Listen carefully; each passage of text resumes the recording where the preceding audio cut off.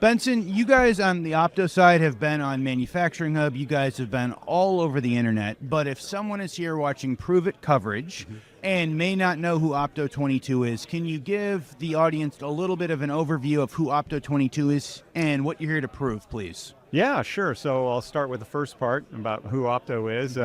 We are a manufacturer of industrial automation hardware and software. We've been doing it for 50 years. The company was founded by the co-inventor of the solid-state relay, and that was 50 years ago, and all the progression we've made over the years has culminated in what we're offering here at the conference today, and we're talking about, of course, our groov platform. That's Groov Epic and Groov Rio. And that's essentially the path we've taken. We're still primarily hardware and the software that runs on that hardware to make it easy to use and, of course, solve automation problems. And then we also have a rich ecosystem of technology partners we work with. Many of them are who are here today at ProveIt. And yeah, what are we trying to prove, right? Or I suppose, what did you prove? Because you had the first ProveIt session. I was the first one. I had to break the ice, and following Walker Reynolds wasn't very easy to do. No pressure. But yeah, so what we try to do is, if you have an understanding of the background of ProveIt, the idea was that they were going to put together a virtual factory. And this virtual factory essentially makes Dorito bags and Frito-Lay bags and whatnot. But this virtual factory has this interface to it, something that's referred to as the UNS. And there's that three-letter acronym is being thrown all over the place at this conference. For those who don't know what that is, it's the unified namespace, this notion of a real-time snapshot of all of the variables within a business. And a lot of that, of course, comes from the operational side, or what we call OT. And that's where we live. We live at the edge. Our basic premise is that we know how to take things from the physical world and convert that into a digital format that software can do something interesting with.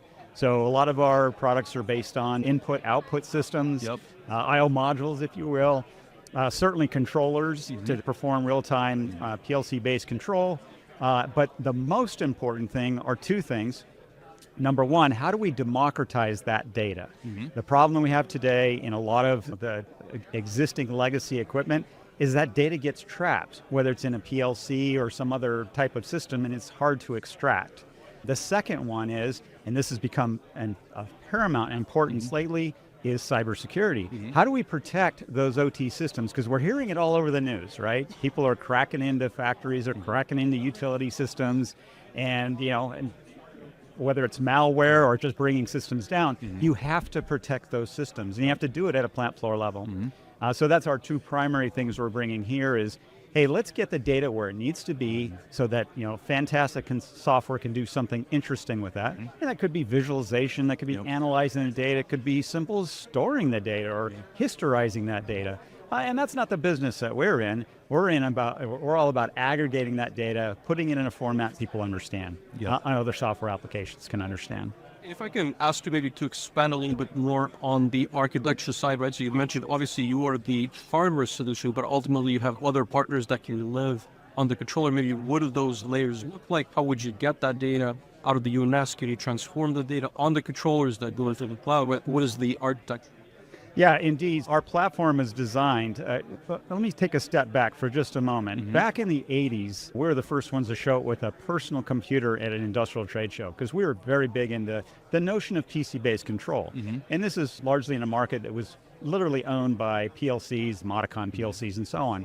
And so we've always had this engineering philosophy of using widely available CPUs, memory, true compute power at an OT level. And by virtue of that, we've always said that means that whenever we build something today, we want to make sure that it's open, extendable. You can do a lot of things that you might do with a PC, but let's be honest, nobody's going to really put a PC the way we know it on a plant floor as much as they used to. Now it's all about embedded controllers and stuff with wide operating temperature ranges and agency approvals, things like that. So that's been our focus, and as a result, these new Groov Epic systems, I say they're new, they've been around for a while, are all built on industrial hardware that we develop ourselves. Our products are actually made in the USA. I think you guys have been there to the plant in Temecula, California. So we build everything, and it means we're very vertically integrated. We do the design, we do the chip layout, we do it all. And then, because that is essentially like a PC platform, it is Linux-based, so our systems are based on what's called a Yocto build of Linux. That gives us the opportunity to partner with others who can bring their own piece of the value chain and run it at the edge. For example, we have a long partnership with Inductive Automation, and we worked with them very early to develop the Ignition Edge product, this notion of being able to take a version of Ignition and run it down on the edge. And so that takes us a long way towards providing ways to normalize the data, to historize the data, to visualize the data, and also provide a lot of connectivity options to capture even more data than just the I/O signals or control signals that we're involved with. But the real push is how do we take some of that capability and get it as close to the edge as possible where the source of truth lies. And the way you do that is available CPU, available memory, and put it in an industrial enclosure, not really enclosure, but in an industrial package that can live right where that source of data is, yet still democratize it and also protect it from authorized access and so on. Benson, maybe as a follow-up, and I'd be curious if you're able to share some numbers as far as talking with your customers, how many of them are using maybe the Opto with just a controlled data application versus having that understanding the data layer? The reason why I ask is because we're at a conference that is looking to showcase and promote more data usage, and at least my conversations are such that there's still a lot of need to upgrade, there's still a lot of need to automate, there's still a lot of need on the lower level, the interest in more data and showing will speak further. So I'm curious, maybe what do your conversations with the customers look like as far as the... And actually, that's how we developed our content for this event. We, talking to customers, how are they using these products and what problems are they trying to solve? And it does come down into really two different camps. The first one is something that we're all familiar with, and that's the notion of brownfield assets. These are assets that are dark assets, nobody knows what's going on. They probably have their own proprietary control systems, they probably are blocked off in some way. And in the case of today's event, what I decided to show was the utility systems for the virtual factory. Getting clean, reliable power and dry compressed air to those machines. Because if those machines don't have power and air, guess what? They don't make anything. So that first part of the focus was brownfield, that notion of being able to connect to an existing asset, extract its data from it, and then exposing it or democratizing to other applications. The other side of that was we took a greenfield or new projects approach. And this is important because what we found from our customers, and one of the things that we think we provide uniquely to the market, is the notion of being able to have a system that can do control and I/O and HMI and data modeling and democratization of that data in a single manageable, essentially container, not a container that, I'll get to that, but in a package that allows them to quickly, easily get that stuff going and to be able to manage it at scale. Because today the problem that we hear our customers talking about all the time is, yes, you could do this today with the products that are on the market, but largely what it means is you're grabbing a bunch of different components and having to stitch them together. So you've got your control, then you've got your OPC server, and then you got your HMI, and then maybe there's a gateway or a firewall before it gets on to upper level systems, whether it's on-prem or in the cloud. What if we could collapse all of those different technologies into a single manageable device? I sometimes use this, and I think I may have on your podcast previously, the flip phone versus smartphone analogy. We all love flip phones because they're really good at two things, making a phone call and sending an occasional text. And your traditional PLC is very good at control and I/O signal handling. But once you start to get beyond that and you want to do more things and you start adding more components to make it happen, that's where things get complex, they get brittle, they're very difficult to manage, and they're largely unsecure.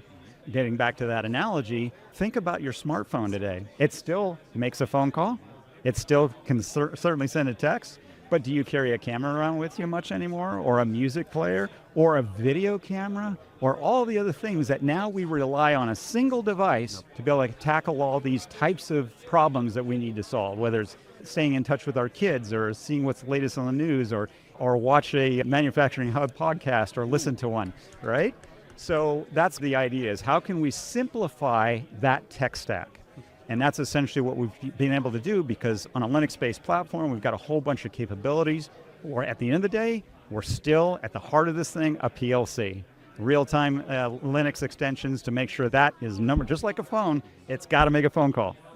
But what you can start doing around that to be able to, again, democratize data, protect things, provide some local visualization, that's essentially what we did both for brownfield and for greenfield applications. I love that. I guess I want to talk a bit more about the tech stack, right? So Benson, most of my early experience with the Groov platform was we've got legacy PLCs. The PLCs are working. We're not going to go touch those PLCs. We'll go put a Groov Epic or a Groov Rio somewhere above it. We'll go collect the information from there.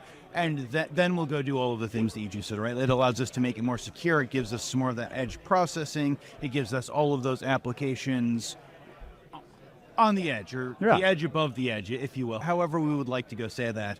I want to know, is that still, when we're talking about UNS, are you still seeing lots of groups? It's like, I imagine lots of brownfield groups are using it in that application. They are. Is that where you're seeing most of the applications? Or if not, I'd love to know more about some of the other applications you're seeing. No, for the most part, we're still what we believe the world's best I/O company. All of our I/O modules are guaranteed for life. So people count on us for reliability, mission critical, and made in the USA.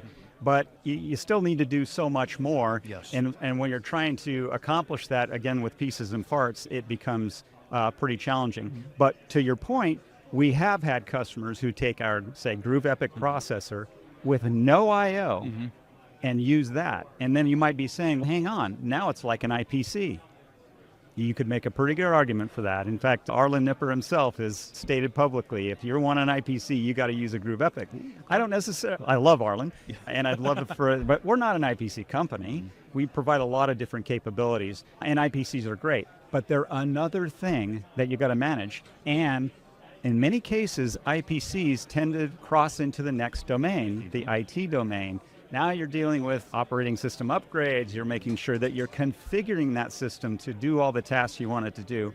So what we've tried to do with the Groov Epic and Groov Rio platform is make that management easy. Really focused very deeply on an OT type person. Okay. But at the same time, and this is important, we'll give them the OT tooling so they can get their jobs done quickly from an OT perspective, but that device has got to be a first-class citizen on an IT network too. How many times have any of your listeners called their IT department and said, hey, I need a static IP for this gizmo I'm going to put on your network?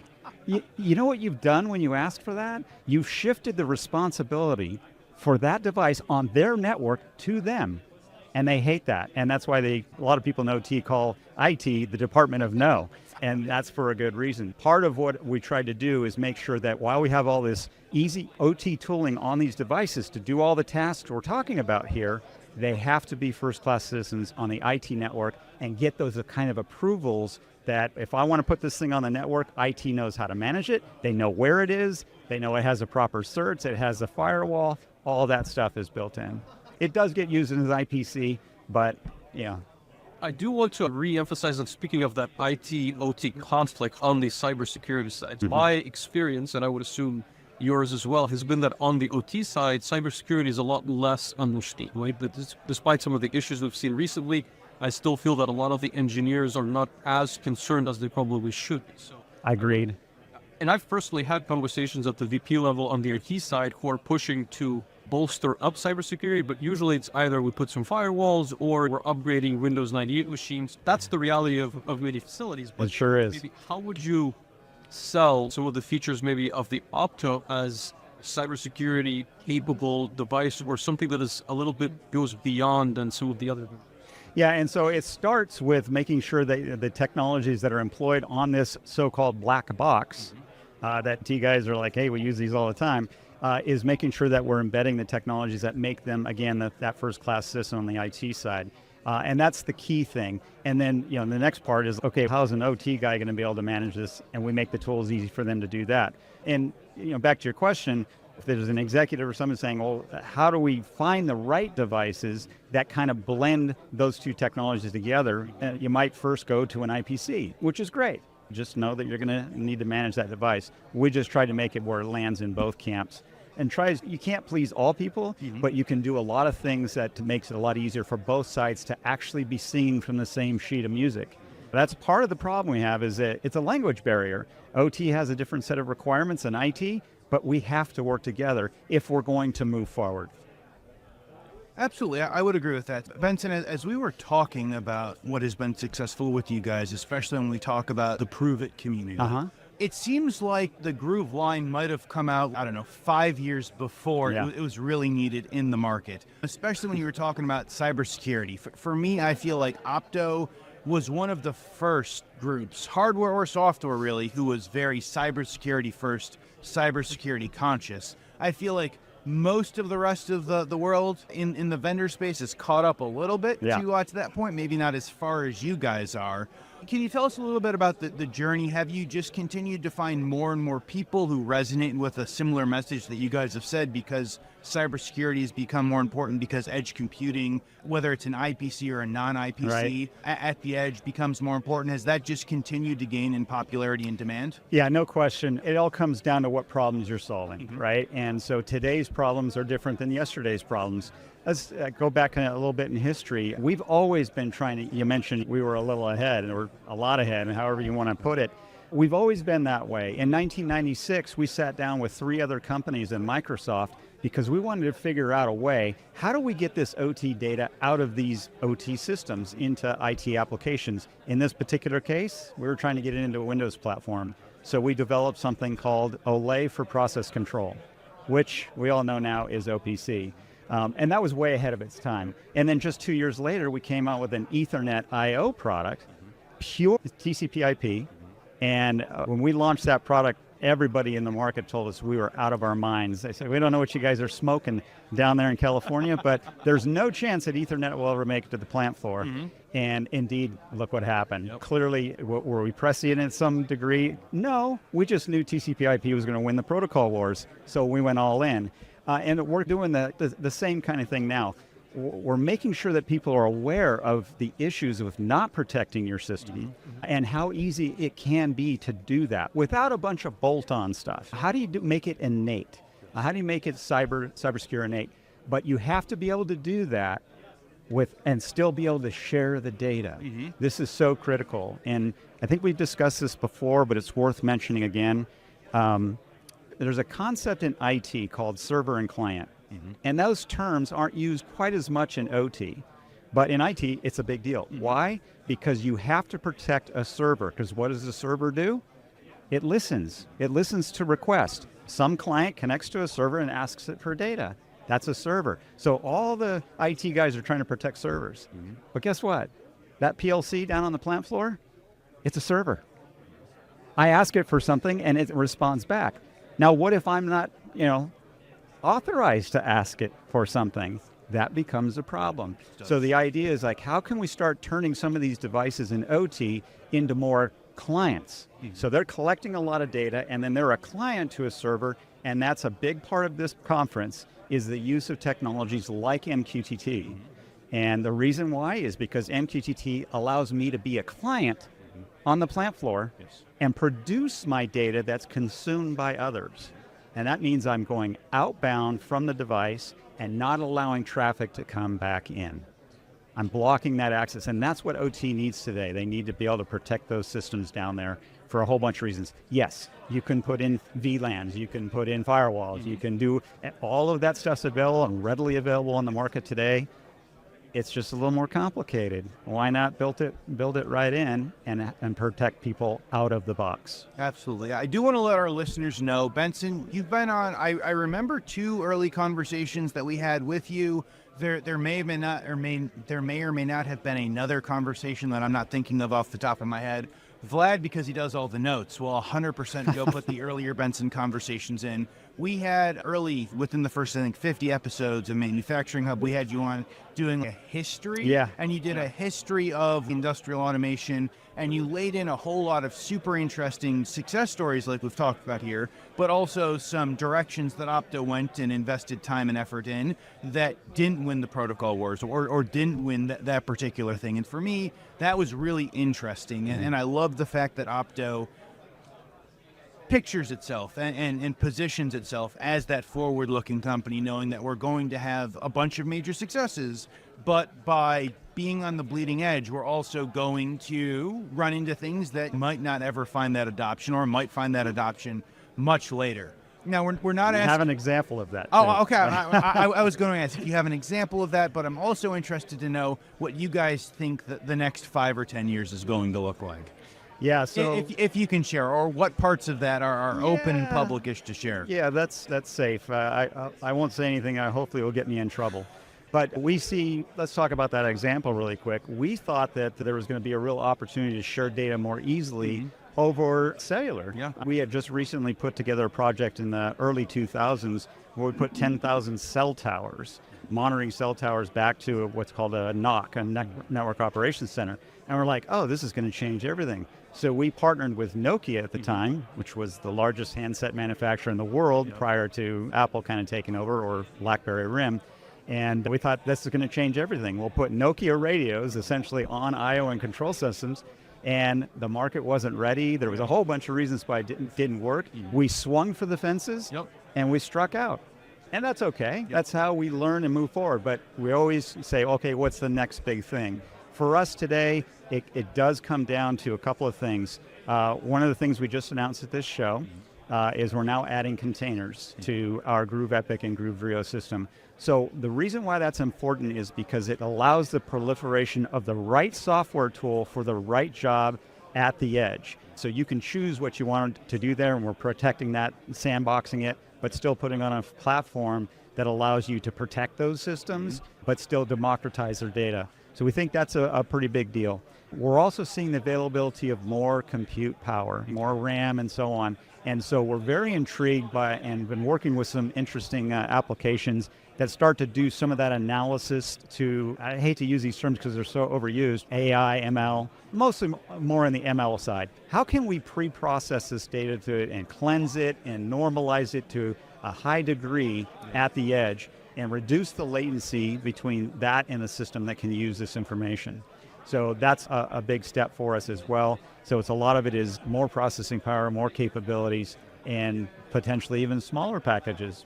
And then another focus is trying to identify certain areas where manufacturers need some help. So for example, we've partnered with the state of Indiana and their economic development board to put together a package for manufacturers. And it's great. The state says, hey, we're going to give our manufacturers, small and medium-sized manufacturers, dollars to get started with smart manufacturing in Industry 4.0. But here's the problem. Every manufacturer is different. They all make something different. They make it a different way.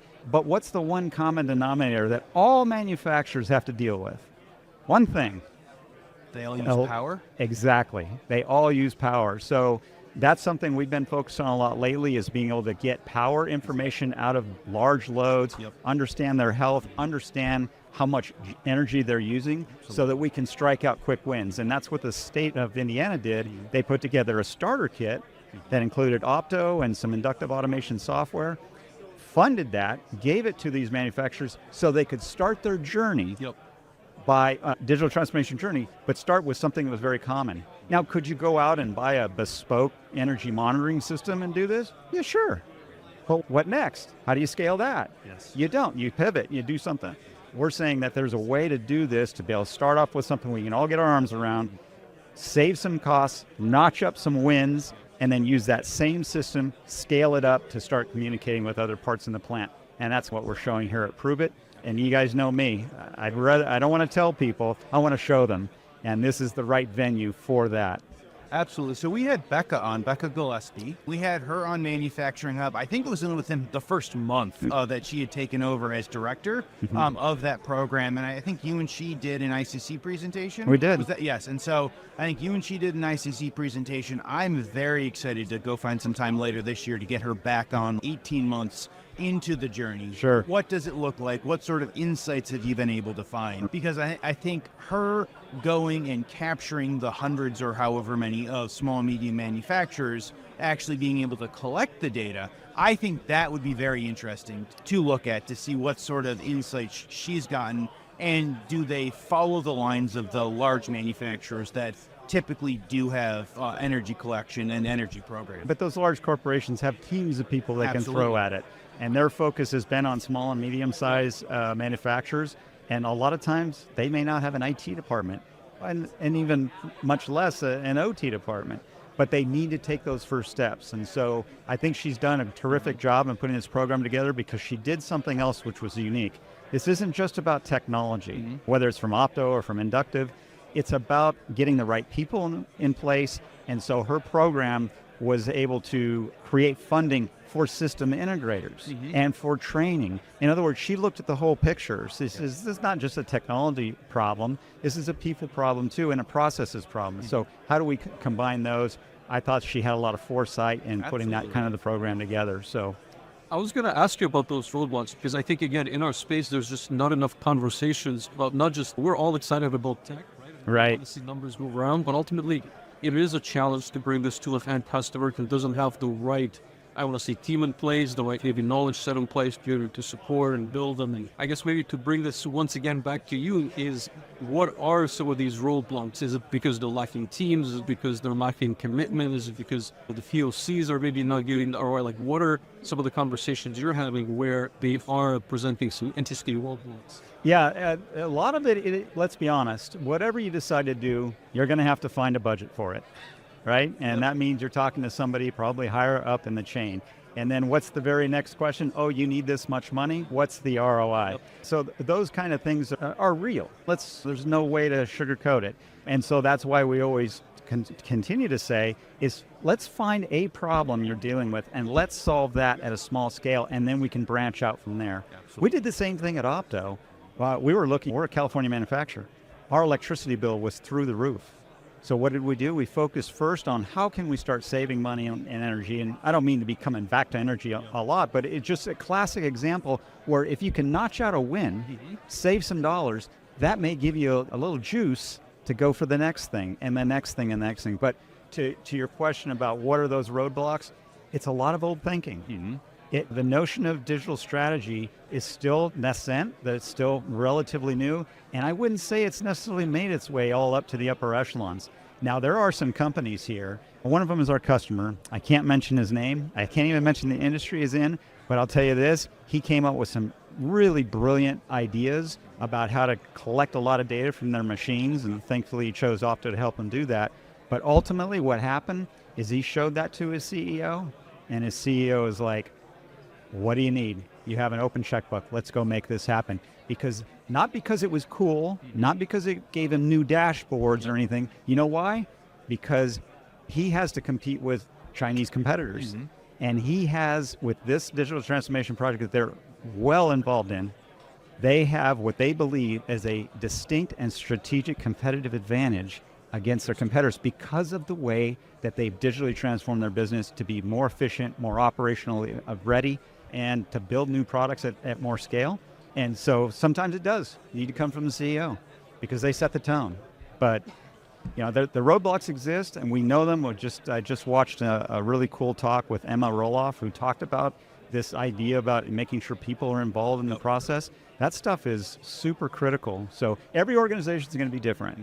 Everyone, they have a different way to approach this. It's just how do you put enough arrows in your quiver to tackle all those roadblocks, and we're hoping that we can provide some of that, and certainly with our partners help to notch some of those things off. And case studies, of course, helped. But getting back to case studies, I couldn't even mention all the companies that are using our products because they believe the same way. We don't want to give up what's making it work for us because our competitors will do it. But nonetheless, case studies always really help customers understand and see the vision of what can occur if you line everything up right and get those approvals and start knocking off wins. Start small, scale up, fail often. I love it. Benson, this has been amazing. Thank you so much for joining us. Back towards the end users and viewers at home, if they have one of the 4,000 takeaways we've talked about Opto so far, what is the one major takeaway that you want them to bring from Opto, from ProveIt? From Opto is just that we're there to help. We're here to help people solve problems. And if it's tying to old brownfield asset equipment, getting that data in so that we can start understanding how to operate more efficiently, save costs. And sometimes it's just, you'd be surprised if you start to expose some data, people will see that and say, hey, I know what I can do with that and help improve processes. And that's the biggest thing. All of our support is free. All of our application assistance is free. All of our pricing is on our website. We're just here to help. And if you've got an idea and you're looking to get started on a project and you do want to start small, give us a shout. Let us see if we can help you with your application. If not, we'll steer you somewhere with somebody who can. Benson, that is fantastic. Thank you so much, as always, for joining us. We look forward to seeing more of the Opto solutions here. I do want to say, for our viewers at home, some of these, if you're not at the conference, some of the ProveIt sessions, such as the Opto, will be available online. I don't know what the timeline of that is going to look like online. I think if you're part of the mastermind, that'll come out quicker. I think the rest of them will come out at some point, probably over the course of the next couple of months. If it is before this video goes live, we'll go ahead and link Benson and the Opto's ProveIt session. If not, we'll go ahead and link the ProveIt website, and I'm sure eventually it will come out. But we do want to thank you all for continuing to watch the Manufacturing Hub coverage here at ProveIt. Stay tuned. We'll have more coverage of these sessions, of these conversations like the one we've got here with Benson. And then beyond that, tune in, watch Vlad and I, 4 o'clock East Coast time, 1 o'clock California, Pacific